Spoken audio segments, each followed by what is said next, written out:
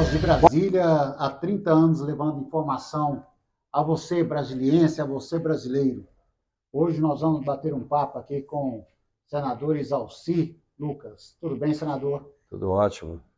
Parabéns aí pelo trabalho, né? Muito obrigado.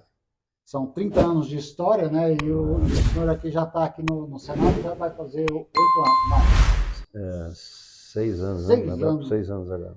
prestando serviços aí à comunidade, né? Eu gostaria E que... mais alguns, né? Na Câmara Federal, Câmara Distrital, na Secretaria. Então o senhor veio galgando o espaço, veio Ah, aos poucos, não deu aquele salto não, né? não, fui deputado distrital. Aliás, primeiro eu fui diretor do SLU, depois fui deputado distrital, depois fui secretário 2 vezes de Ciência e Tecnologia, depois 3 mandatos, não é, na Câmara Federal. Um eu acabei ficando na secretaria e 2 fiquei como titular. E agora no Senado Federal. Primeiro mandato de 8 anos, né? Já cumpri, estamos entrando agora no 6º ano. Só falta então agora o governo do Distrito Só Federal, né? falta governo, né? Quem sabe um dia presidente da República, né? Olha Mas eu só. acho que tudo tem a hora, né? Tudo tem. Mas eu não entrei na política por carreira, né? Então, o objetivo sempre foi executar, né? Sempre foi executivo. Mas quando eu fui na secretaria por 2 mandatos, eu percebi a diferença da iniciativa privada e a iniciativa pública. Na iniciativa privada você faz o que você quiser, você só não pode fazer o que é proibido. E na área pública só pode fazer o que é permitido. Então, a diferença da água para o vinho. Então, por que eu vim para o Congresso, né, para a Câmara Federal, para o Senado? Porque a gente tinha que fazer muita mudança na lei para poder fazer as coisas. Então, aqui, tudo que era necessário, tudo que eu percebi como secretário, o que a gente precisava mudar. Então, por exemplo, Brasília tem um problema sério, que é a questão da regularização fundiária. A maioria das terras do DF não tem escritura, né? Na época do JK, né, que foi o nosso grande líder, ele não desapropriou todas as áreas. Então você tem muita demanda aqui, né, de herdeiros, terra cap, SPU, que é da área federal. Então muita confusão, muita situação na justiça. Então Muita, nós aprovamos uma muita lei. invasão também, né? Tem muito grileiro, né? Mas aí já falta exatamente de governo organizar isso, mas para organizar tinha que ter a lei. Então o que eu fiz? Tinha uma medida provisória que era para a Amazônia, tudo que era necessário para o DF eu coloquei na lei. Eu fui o presidente da comissão, então foram foram 28 emendas.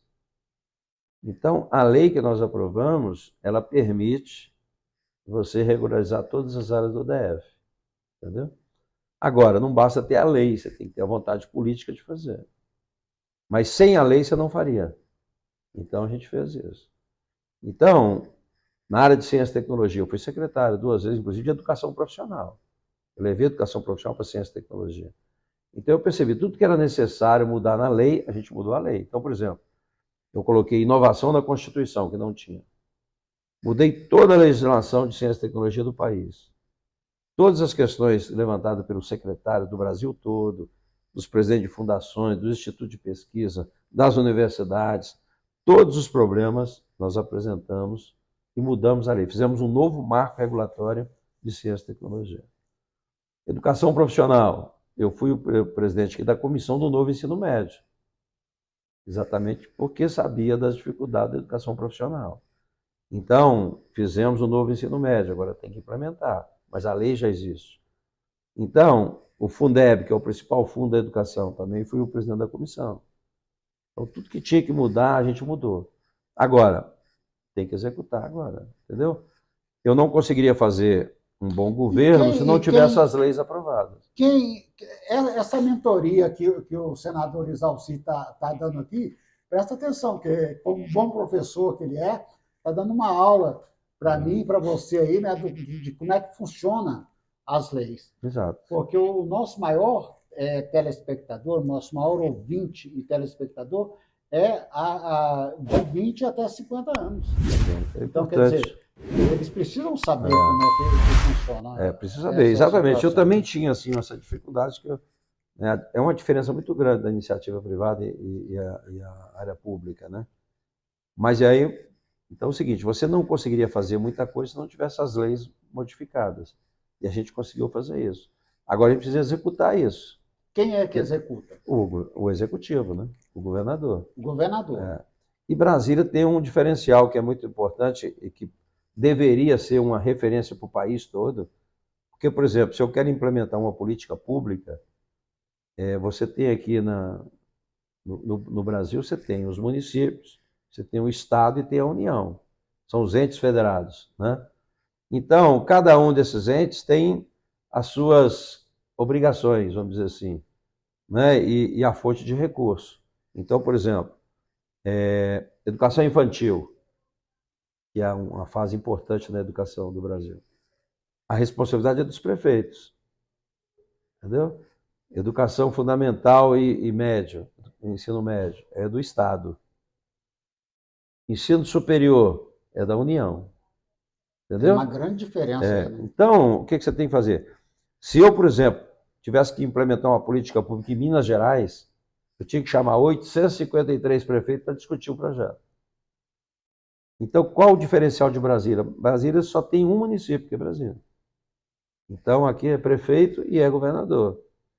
Então, todas as políticas públicas tinham que ser aqui implementadas, que é muito mais fácil, não tem que discutir com outros prefeitos. Então, Brasília já era para ser, há muitos anos, já foi em alguns pontos, uma referência nacional. O que o governo federal deveria fazer é o seguinte: qualquer política pública implementada no país tinha que começar pelo DF. Deu certo aqui, passa para o resto do país. Então, Brasília era para ser... Você é o piloto, né?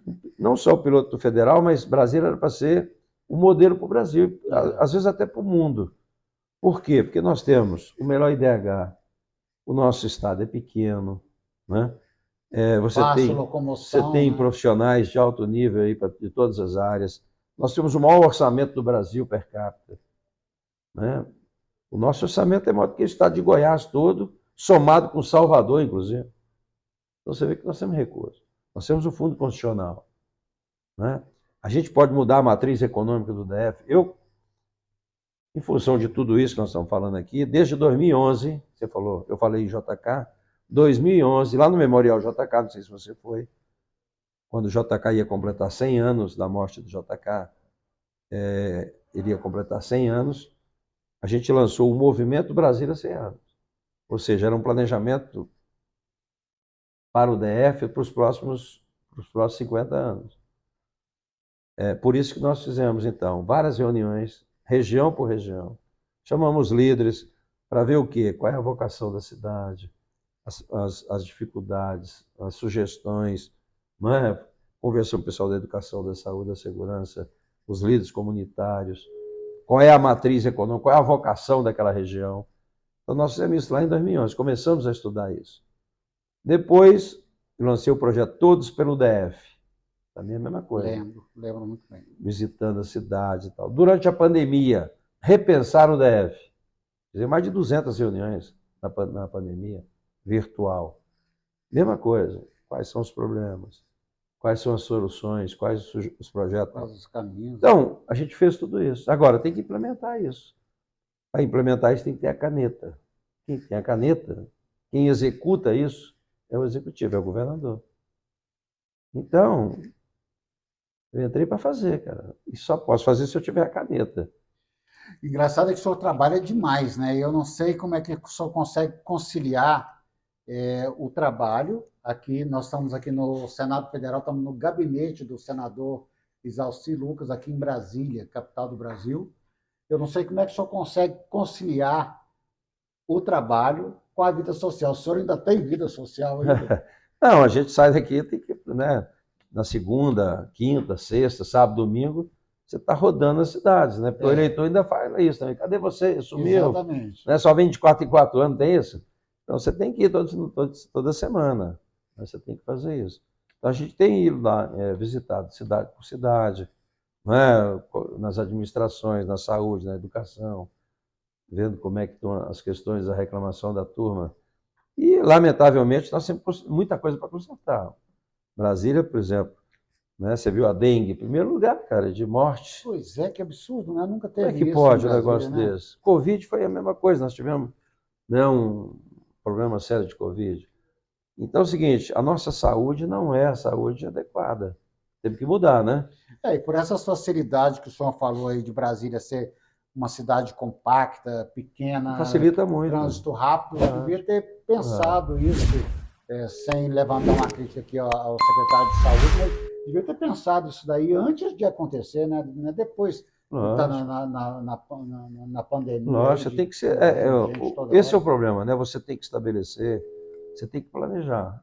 E planejar, você tem que também utilizar a tecnologia. Hoje nós estamos no século XXI. É, Então não tem sentido você não ter controle de estoque de medicamento, controle de onde é que estão os médicos, onde é que estão os enfermeiros, onde é que está, né, o paciente. O paciente precisa ser respeitado, né?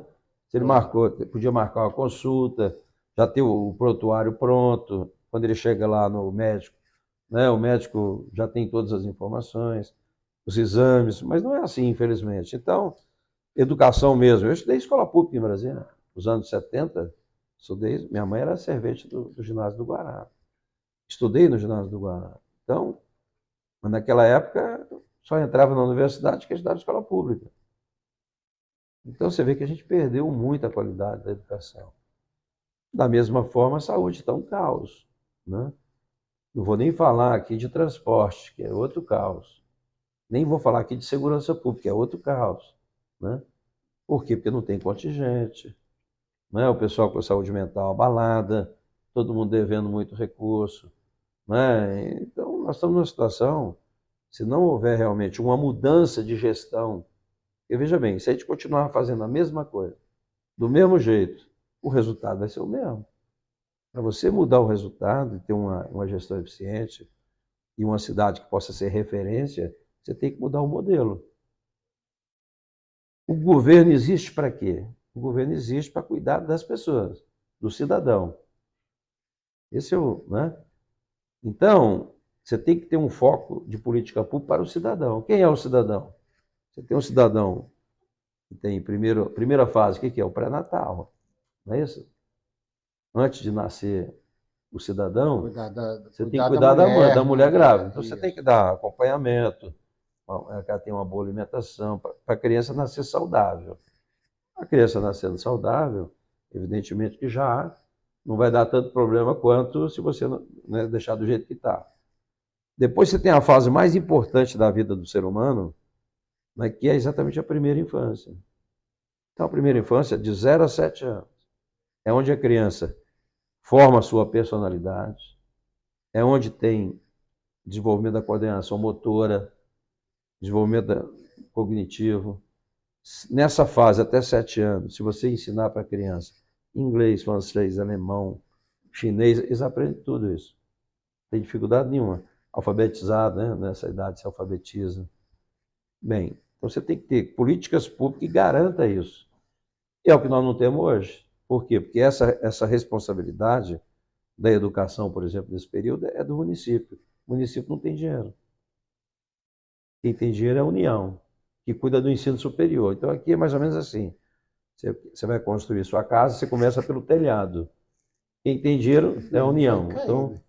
aí depois o Estado tem um pouco, mas nem. Né? E depois vem o município está quebrado. Então você não tem uma base concreta. Por isso que os alunos, né, têm muita deficiência. Por quê? Porque não é alfabetizado corretamente, não tem assistência na primeira infância.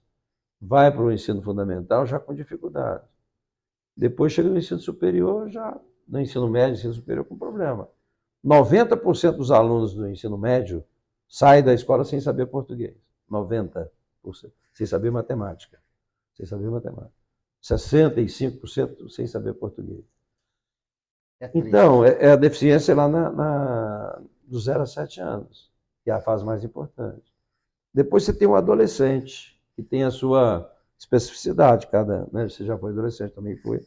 Você tem essa fase. E você tem que garantir a esse adolescente uma política pública adequada. Depois vem a juventude, né? Você tem que dar o quê? Esporte, cultura, educação profissional, né? Ensinar o cara a ser um empreendedor, abrir seu próprio negócio. Depois você tem um adulto, né? Ele tem que ter uma casa própria, né? Já vai formar família, você tem que dar condições políticas para induzir isso. E depois você tem o idoso.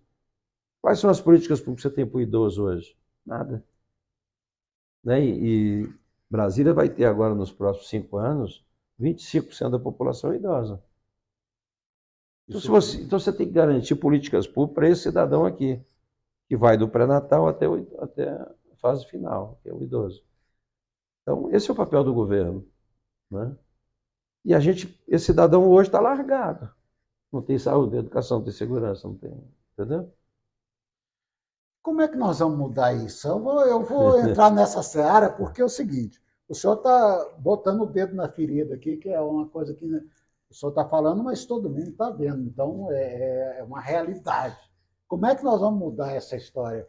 Primeiro, mudar a forma de fazer.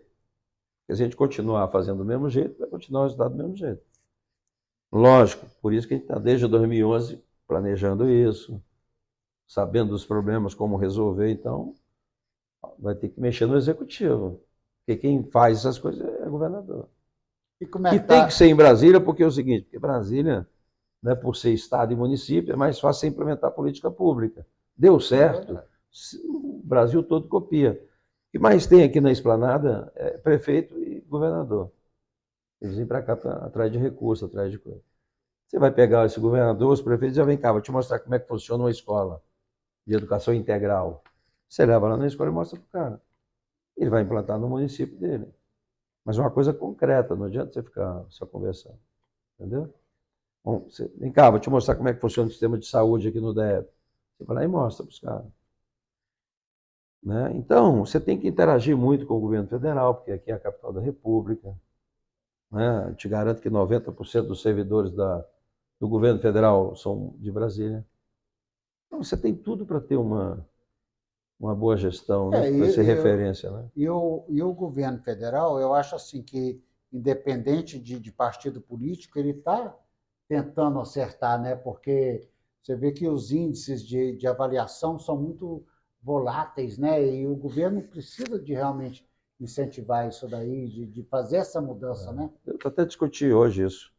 A gente precisa, e eu apresentei um projeto sobre isso, você tem que obrigar os governantes, prefeito, governador, presidente da República, a estabelecer as metas. O que eu vou fazer no meu governo, né, na educação? No primeiro ano, no segundo ano, no terceiro Mas ano, no quarto estabelece ano. as metas. Aí daqui a pouco o governo, o Estado, igual agora aí a Rio de Janeiro, está devendo muito. Aí vem o governo federal vem e perdoa a dívida. Como é que funciona isso daí? É difícil, né? O problema no Brasil é isso. Primeiro, você não tem um plano de meta. Segundo, nós temos política de governo. Cada governo que entra acaba com tudo e começa de novo. Começa de novo. Então, se a gente. Agora, quem que pode acompanhar isso, cobrar? O eleitor. Então, eu digo sempre, quem não gosta de política vai ser governado por quem gosta. Então, quando você não participa, você está dando a procuração para alguém decidir por você. Depois não adianta reclamar. Então, as pessoas, principalmente os jovens, né, vocês têm muita gente de 20 anos aí, tem que participar, cara. E cobrar, porque na prática todo mundo paga imposto. Não é? Para onde é que vai esse dinheiro? Desses impostos todos que se pagam? Cadê a segurança? Cadê a saúde? Cadê a educação? Cadê a área social?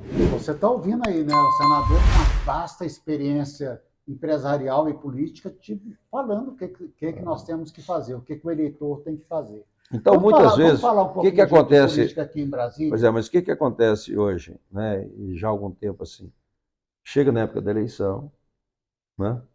O cara que tem grana e que tem outras intenções, sei lá quais, vai lá e contrata aí 10 mil pessoas para trabalhar na minha campanha. Aí o cara ganha R$ 1.000 para trabalhar 45 dias, ou R$ 500, sei lá quando é. O cara se sente na obrigação de votar, ainda arrumou um monte de voto pro cara. Aí pronto, terminou a eleição os 45 dias. Começa a vida nova. Né? O cara já pagou o voto dele e não tem compromisso com ninguém. E o cara que vendeu o voto vai ficar 4 anos esperando outra eleição. E assim a coisa vai levando. Então, você tem que ter, primeiro, né, acompanhar, cara. Você tem que saber em quem que você votou. Tá bom. Eu votei no fulano, para deputado distrital, para federal, para senado, para governador.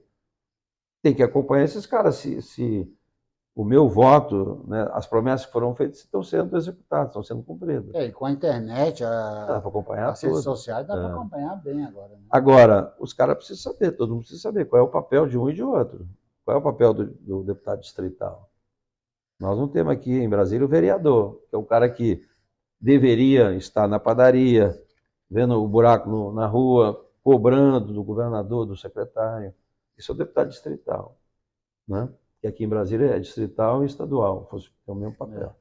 O deputado federal já cuida, evidente, fiscaliza o governo federal e faz uma legislação a nível nacional. O distrital, legislação a nível local. E o Senado representa o Estado.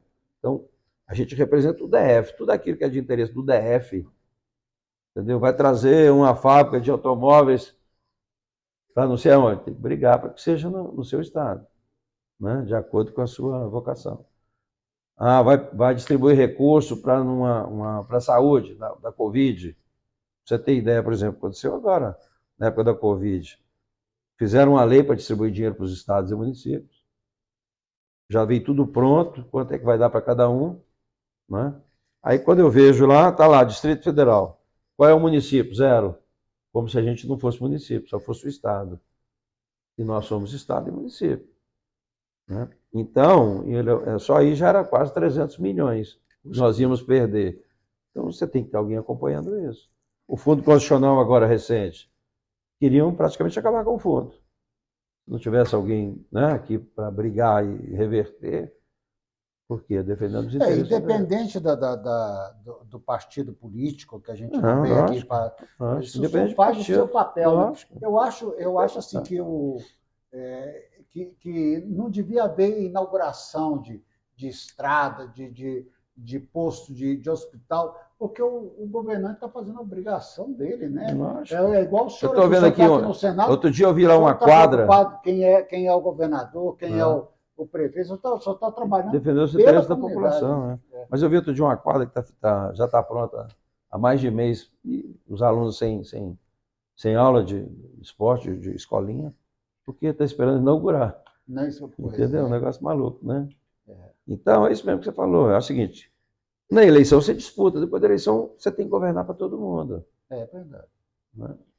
Agora, tem que ter experiência, não adianta cair de paraquedas, o cara que não conhece o DF, não conhece a legislação, não sabe como funciona, tem dificuldade para governar. Igual o cabra que foi lá para a Petrobras, né? Mas, senador, vamos falar da política regional de Brasília.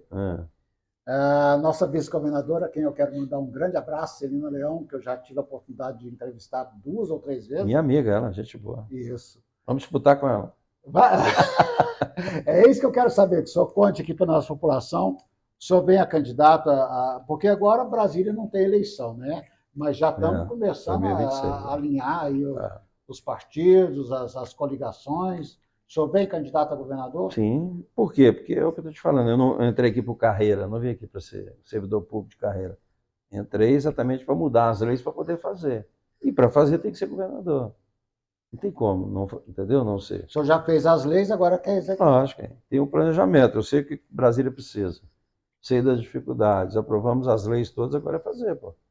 E para fazer tem que ter a caneta. Se não tiver caneta, Hoje o senhor está em qual partido? Não, eu estou no PSDB. Estamos aí conversando com vários partidos, né? Porque eleição majoritária você tem que ter uma composição, uma coligação grande, né? Uma composição boa, mas estamos redefinindo partidos aí. Muito bem. Convite é que não falta. Você está assistindo a entrevista com o senador Exalci Lucas, meu padrinho de casamento há 17 anos. Já pensou? Né? A responsabilidade. Na casa da madrinha Aide. Lá estávamos comemorando lá o nosso casamento e eu tive a honra de agradecer ao senhor aqui de público pela sua presença lá, que abrilhantou muito aquele evento. Fico feliz que o casamento ainda está até hoje, né? Não tem... E vai estar eternamente. E eu ouvi você falando direitinho, prometendo, né, até que a morte o separe. Foi testemunha. Estou de olho, estou cobrando. Senador, o senhor sabe que a gente faz o Anuário Brasileiro de Economia, Turismo e Meio Ambiente, já participou diversas vezes, né? Já fizemos diversas entrevistas com o senhor. Anuário Vamos fazer brasileiro. agora a 23ª edição. Essa entrevista do senhor vai Legal. estar.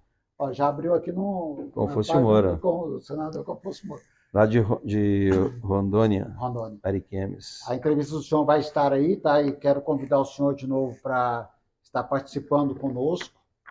Esse papo que a gente está batendo aqui com o senador, esclarecedor, né? Porque ele sabe o que fala e fala com propriedade. Essa mentoria que o senhor nos deu aqui. O Dalto Coelho, meu amigo. Dalto. Vou entrevistar ele amanhã. Vou entrevistar ele amanhã cedo. Então a gente entrevista aí, nosso canal do YouTube já está com mais de 350 entrevistas, mais de 1 milhão de views já, estamos caminhando aí a passos largos, 10 mil inscritos. É bom. E convidar o senhor para estar participando conosco aí. Vamos estar junto aí, né? Parabéns aí pelo trabalho. Muito obrigado. E eu queria fazer agora uma pequena homenagem ao senhor. Que bom. Porque nós temos que ter o reconhecimento pelas pessoas que fazem. E o senhor é uma dessas pessoas. Então, nós vamos agora contemplá-lo com um diploma de honra ao mérito. É bonito, hein? A editora Voz de Brasília, Instituto Brasil de hoje, confere presente diploma ao senador Isalci Lucas pelos relevantes serviços prestados à sociedade.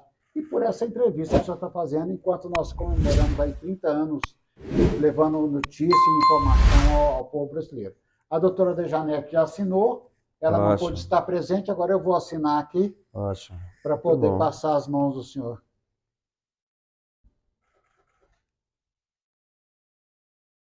Muito bonito, hein? Deixa eu passar aqui, né? Isso, vamos mostrar lá para a fotografia agora.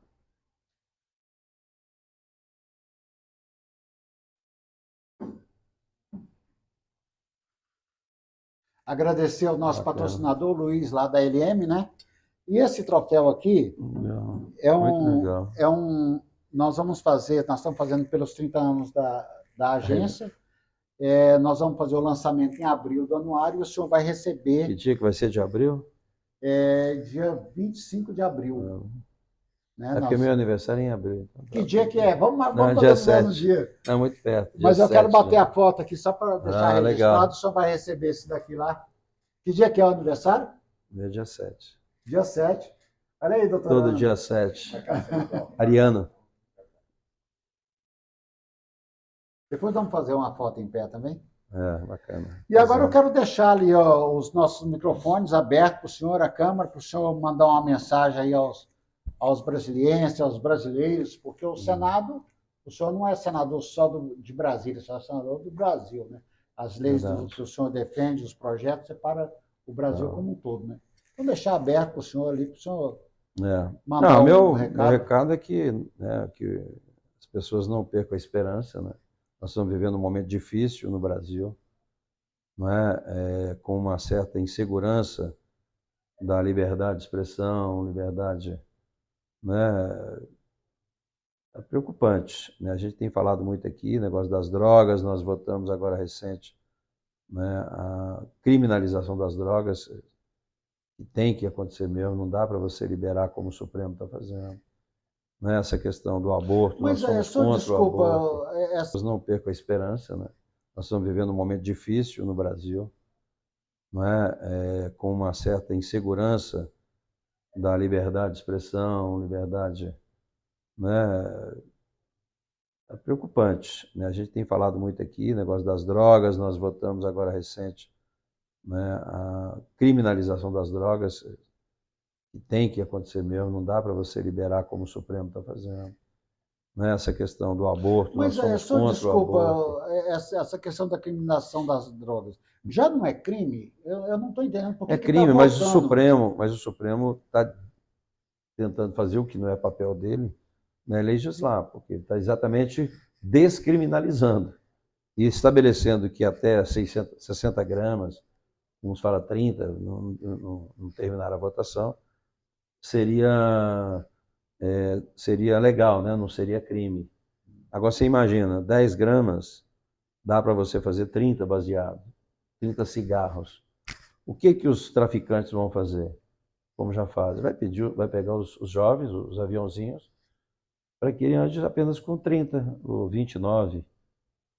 E aí vão vender, começar a vender, vão traficar tudo isso, sem nenhuma Vende punição. 29, aí volta lá, pega mais Lógico, óbvio, 29 e óbvio, óbvio. fica fazendo Então não tem aviãozinho. sentido você colocar quantidade. Na medida que o Supremo ou o Congresso, mas o Supremo que está querendo fazer, estabelece um mínimo, qualquer que seja a quantidade, você está dando margem para o traficante utilizar isso como não crime, né?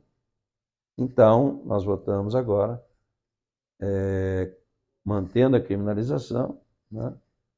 E sem, independente de quantidade, porque não adianta, se a coisa é ilícita, é como se fosse pegasse aqui, ó, isso aqui tudo é ilícito. É porque o Mas se eu maior, vender os pedacinhos aqui, aí passa a ser ilícito? Não. Aí porque a custa maior, a prejuízo. maior ilicitude que tem é o cigarro e a bebida alcoólica, que mais mata, né, e destrói Que é famílias, lícito, e é né? tudo lícito. É lícito. Agora, a maconha, que é a porta de entrada para Para outras as drogas, outras né, mais drogas, pesadas. basta ver o que está acontecendo no Brasil, pô. Vai na Cracolândia ou vai aqui em Brasília, para todo lado agora, você vai para todo lado, droga para todo lado. Ainda mais quando o Supremo começa a falar esse tipo de coisa, parece que incentiva, né? Que tá liberado. Aí a turma começa. Então, é um problema sério. Mas a esperança, né? Acho que a gente precisa rever essas questões políticas. Eu acho que precisa participar mais, a sociedade precisa acompanhar mais, participar mais, né? Cobrar mais, né? E cobrar com argumentos, né? Porque também não adianta só xingar. Mas quer dizer o seguinte, eu sou contador, sou auditor, fui juiz do trabalho, professor a vida toda. A atividade mais nobre que existe é a política. Ela muda a vida das pessoas, para melhor ou para pior, depende da escolha do eleitor. Você escolheu pessoas boas, a tendência é melhorar. Né? Se você não tem compromisso e vota em qualquer um de qualquer jeito, a tendência é o que está aí, é piorando cada vez mais. Mas é Tá isso. dado o recado do Parabéns. nosso senador, É isso Isalci aí. Lucas. Mais uma vez, nós estamos aqui no gabinete dele, no Senado Federal. As portas estão abertas ao público? Como é que é? Lógico, Quem sempre. quiser, Sempre esteve. Eu estou indo mais agora na ponta, né? né? Eu estou ficando muito aqui na terça e quarta, que é quando tem votação. E na segunda, quinta e sexta eu estou indo para as cidades. Né? Ouvir mais a população, ver o que está acontecendo. E não está fácil, a gente vai, a gente está vendo as dificuldades, né, da questão da saúde. Né? Muita gente desempregada. Brasília, hoje, para você ter ideia, proporcionalmente é a cidade com o maior desemprego do Brasil. Entendeu? Principalmente para os jovens. Então, e olha que a gente já avançou, por exemplo, né? A área de tecnologia, o Parque Capital foi quando eu nasci, quando eu era secretário, né? Os institutos federais que estão em Brasília hoje são 11 institutos federais de educação profissional. Também foi eu que trouxe quando fui secretário, não tinha, né? Agora a construção de mais escolas, já estava previsto no meu governo que a gente colocou o convênio com o Ministério da Educação e colocamos recursos para isso. Então, a gente está ajudando, né? Eu tenho investido muito as emendas na área de saúde, comprando equipamento para os hospitais, para as unidades de saúde, né? A área social, que está muito. Qualificação das mulheres, principalmente esse feminicídio que está aí. Muitas dessas questões de violência doméstica é fruto lá da primeira infância. A criança que, vendo o pai dela batendo na mãe, xingando todo mundo, a tendência é o cara também, quando adulto, repetir o programa. Então, tudo isso é reflexo também. Se a mãe mexeu com droga lá atrás, é natural que a criança traga também, né, essa questão das drogas. Agora, então, a gente está dando muita qualificação para as mulheres, para ter seu próprio negócio, a tua renda, porque muitas mulheres, às vezes, suportam, né, essa violência por falta de recursos. Como é que eu vou fazer com as crianças? Onde é que eu vou morar? Você tem que dar a ela condições, e grande parte delas não tiveram a qualificação profissional, porque estavam cuidando dos filhos. Então, a gente está investindo muito também nessa área, para dar uma autonomia para as mulheres, né, que sofrem muito com essa violência doméstica. Mas precisamos de estar atento na educação profissional. Né? A gente tem que dar para os jovens uma profissão. Claro. Né? Faculdade, universidade é depois, eu acho que primeiro, e o mundo todo está assim, 70% dos jovens, em vários países, fazem curso técnico. né? Aqui no Brasil, 10%. Por isso que tem uma geração muito grande, muitos jovens desempregados. Por quê? Porque não estudam e nem trabalham. Agora, como é que vai estudar numa escola que não tem computador, não tem internet, não tem laboratório de ciência, não tem nada? Vai ficar fazendo o que lá? Aí o que o governo faz? Quer segurar essas crianças e jovens? Muita gente vai para a escola por causa da merenda. Uma grande parte agora vão no ensino médio em função da bolsa que vão dar agora, uma poupança. Então não adianta você querer segurar o aluno em função disso. Tem que segurar o aluno em função da qualidade. Eu mesmo, quando estudava em escola pública, a gente acordava cedo querendo ir para a escola. É um prazer ir para a escola. Verdade.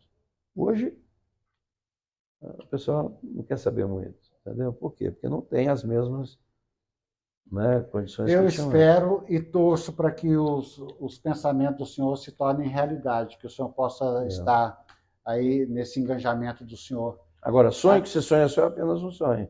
Tem que sonhar com todo mundo. Vamos sonhar todos, vamos sonhar todos. Tem que sonhar junto para a gente vamos fazer isso. Vamos levar esse sonho para frente. É isso aí. Senador, eu quero lhe agradecer muito. Era uma entrevista de 10 minutos, já estamos aqui com quase 1 hora. Ah, é? Uma hora com o Isalci Lucas. É isso aí, cara. Quero mandar um abraço a todos que estão assistindo, que estão ouvindo, né? Compartilhe, leve essa mensagem do senador a todos os rincões dessa nossa Brasília. Agradecer ao deputado Júlio César, que está nos apoiando no evento lá em Águas Lindas para 150 crianças, lá na área de esportes, né? Que junto com o Ministério do Esporte, crianças no futebol e karatê. Inclusive, sábado nós vamos estar fazendo o lançamento lá do evento, só podia até comparecer lá também. Bom, quero agradecer a todos que assistiram, dizer a vocês que o grande arquiteto do universo rege o mundo e que ele está conosco em todas as empreitadas. Fiquem todos com ele e até a próxima.